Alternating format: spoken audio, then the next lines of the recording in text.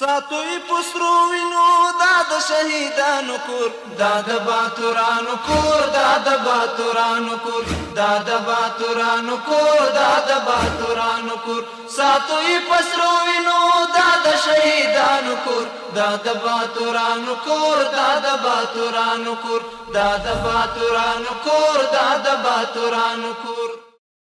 د لوی څښتن تعالی په نامه سلامونه ستړي مسئ د بالخ د ملي تلویزیون قدرمنو لیدونکو او اوریدونکو د دې مهال خبرونو ته زه عبدالرحمن عاطف هرکلی کوم. د هیواد په شمال کې د 209 الفتح قل اردو د قمندانۍ اړوند له ښوونیز او روزنیز مرکز څخه 650 تنه نوي جذب شوي ځواکونو د 3 میاشتو مسلکي او پوځي زده کړو له بشپړولو وروسته د فراغت سندونه ترلاسه کړل. دغه مراسم د ملي دفاع وزارت د لوړپوړو چارواکو، سیمه ییزو مسؤلینو او یو شمېر علماو په حضور کې ترسره شول. د پروګرام پر مهال فارغ شوو ځواکونو د پوځي نندارو په وړاندې کولو سره خپلې وړتیاوې او مهارتونه نندارې ته وړاندې کړل. د هیواد په شمال زون کې د 209 الفتح قل اردو د قمندانۍ اړوند له ښوونیز او روزنیز مرکز څخه 650 تنه نوي جذب شوو ځواکونو د 3 میاشتنیو مسلکي او پوځي زده کړو له بشپړولو وروسته د فراغت سندونه ترلاسه کړل. دغه تازه دمي ځواکونه ډاډ ورکوي چې په اوسنیو شرایطو کې د ملي او تاریخي مسؤلیت په احساس سره د هیواد له حریم څخه دفاع ته چمتو دي او د هر ډول بهرني یرغل پر وړاندې به پرېکنده ځواب ورکوي. هغوی هم ژمنه وکړه چې د نظام د ملاتړ او د هیواد د ځمکنۍ بشپړتیا د ساتنې په برخه کې به بې له قید او شرط څخه هڅه او مبارزه کوي.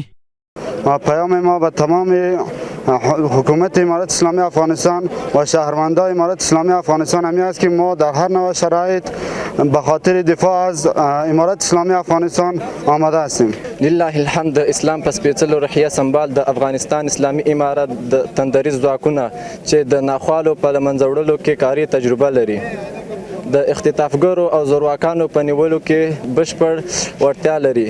هیڅوک حق نه لري چې تر قانون لوړ اوسي او ترې سرغړونه وکړي. ورته مهال د ملي دفاع وزارت د ښوونې او روزنې رئیس شیخ داد محمد محمدي فارغ شوو مجاهدینو ته په خپلو خبرو کې د هغوی ایماني او شرعي مسؤلیتونه روښانه کړل او ویل چې په اوسني وضعیت کې د امنیتي ځواکونو مسؤلیتونه درانه او اساسي دي. نوموړي زیاته کړه چې دغه ځواکونه مکلف دي څو د هیواد له ځمکنۍ بشپړتیا او ملي حاکمیت څخه په پوره ژمنتیا ساتنه وکړي. یو همسایه ملک چې هغه راغی زموږ په یو کور باندې 12 کسان هغه شهیدان کړل، د هغه په بدل کې الحمدلله زموږ نظامی مجاهدینو دغه ټول ملک په لرزه کوي.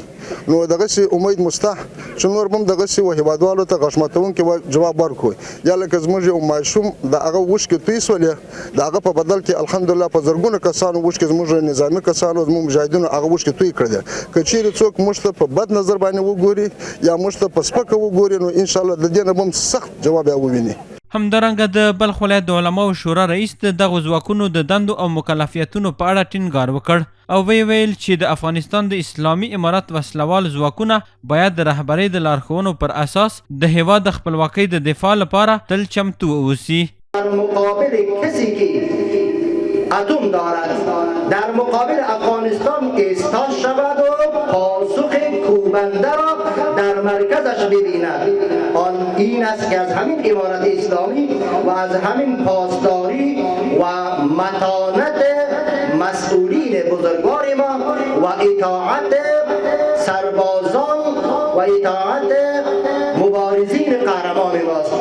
په همدې حال کې د 209 الفتح قل اردو ویان څرګنده کړه چې دغو ځواکونو د 3 میاشتو په موده کې په بېلابېلو برخو کې مسلکي او حرفوي زده کړې ترلاسه کړي دي او د دغه قل اردو له ښوونیز او تعلیمي مرکز څخه د فراغت په 10م پړاو کې په دغه کچه ځواکونه فارغ شول. لله الحمد چې 3 میاشتنۍ دوره وه، په دې 650 تعداد د معسکر د ملګرو وو. په دې درسونو کې مسلکي، عقیدوي، فکري او نظامي درسونه ټول شامل وه چې دوی به ټول خپل جزتامو ته بیرته بځي او د خپل ولس خدمت وکوي. د یادونې وړ ده چې د دغو روزنیزو پروګرامونو موخه د ځواکونو د مسلکي ظرفیت لوړول، منظمه پوځي روزنه او د هغوی چمتو کول دي څو وکولی شي د هیواد له ملي ارزښتونو او خپلواکۍ څخه په پوره ژمنتیا ساتنه وکړي. په مزار شریف ښار کې د زرغونتیا په موخه د سجادیه تخنیکي او مسلکي زده کړو مرکز په انګړ کې د مسؤلینو له لورې شاوخوا 200 نیالګي کینول شول چې موخه د زده کوونکو لپاره سمسوره چاپیریال او یوه سالمه فضا رامنځته کول دي. د مزار شریف ښار د سجادیه تخنیکي او مسلکي زده کړو د انسټیټیوټ په انګړ او چارچاپیره سیمو کې شاوخوا 200 نیالګي کینول شول. دغه نیالګي د ګذر د وکیلانو او ځایي مخورو په همکارۍ د تخنیکي او مسلکي زده کړو د مسؤلینو په شتون کې کینول شول. مسؤلین وایي چې دغه چاره په ټوله کې د دغه انسټیټیوټ د سمسورتیا ترڅنګ د روغتیا لپاره هم ډیره ګټوره تمامیږي او دوی له ټولو وغوښتل چې په خپلو سیمو کې نیالګي کینوي. نو دا خو د محیط دپاره د سرسبزۍ دپاره د انسان د صحت دپاره دا خو ډېر مفید تمامیږي. نو په افغانستان کې الحمدلله ډېر مخلوق ژوند کوي که چېرته هر یو داسې یو نیال کینو دا په لکاو په میلیونو نیال کیږي. مونږ باید په اود میاشت کې هم هر کال یو نیال د ځان لپاره یو نیال هم د وطن د سمسورتیا لپاره کینو چې نن لیلا الهام د مشرانو کلانترانو او استادانو لخوا په دې محیط کې البته کمپاین جریان لري او نیالګي کینول شول. یعنې دا البته تنها نن ورځ نه ده، تېره ورځ هم ول او بله ورځ ته به همې تقریبا د 200 تر 250 پورې نیالګي موږ په کارتې سجاده کې او د انسټیټیوټ په شاوخواو کې کینول. له بلې خوا یو شمېر هغه کسان چې د نیالګیو کینولو په دغه بهیر کې ګډون کړی خوښي څرګندوي او دا یې د چاپیریال د ښکلا، د طبیعي سرچینو د ساتنې او د زده کوونکو لپاره د سالمې فضا د رامنځته کولو په موخه یو مثبت ګام بللی دی. در حدود 220 اصل نال به شکل تحفه آوردیم به خاطر سرسبزی، به خاطر پاکی و محیط زیست ما، برای خدمات مسلکی تحفه اضافه.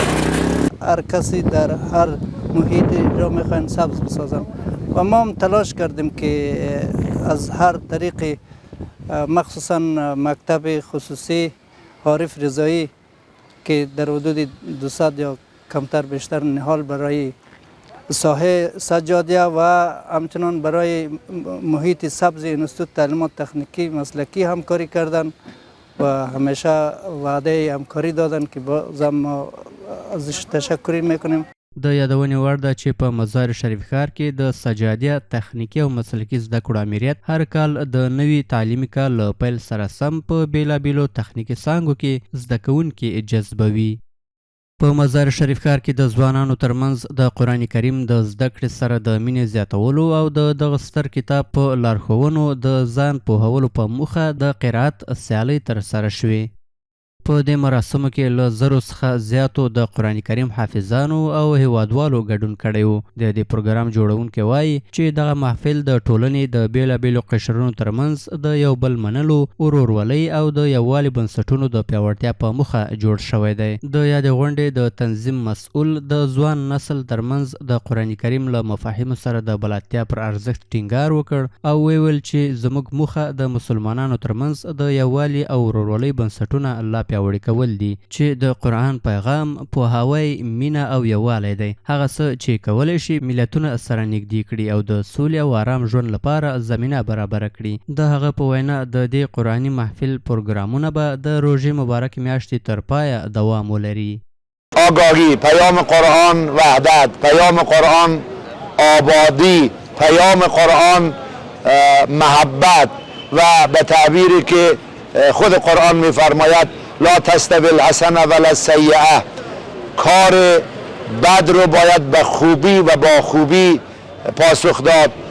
په همدې حال کې یو شمېر حافظانو او ګډونوالو هم د دغسې پروګرامونو جوړول د اسلامي ارزښتونو په پیاوړتیا او د قرآني مفاهیمو په اړه د عامه پوهاوي په لوړولو کې اغیزمن وبلل او د دې لړۍ د دوام غوښتنه یې وکړه.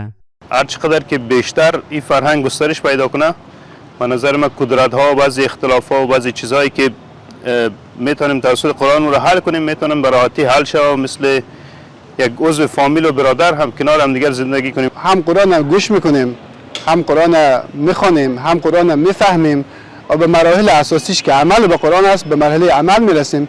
آخرین مرحله که فهماندن قرآن به دیگران است میرسیم.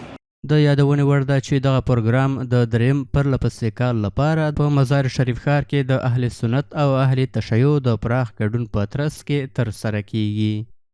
د بلخ د ملي تلویزیون قدرمنو لیدونکو او اوریدونکو دا د دې مهال خبرونه تر بیا ښه وخت د الله په امان.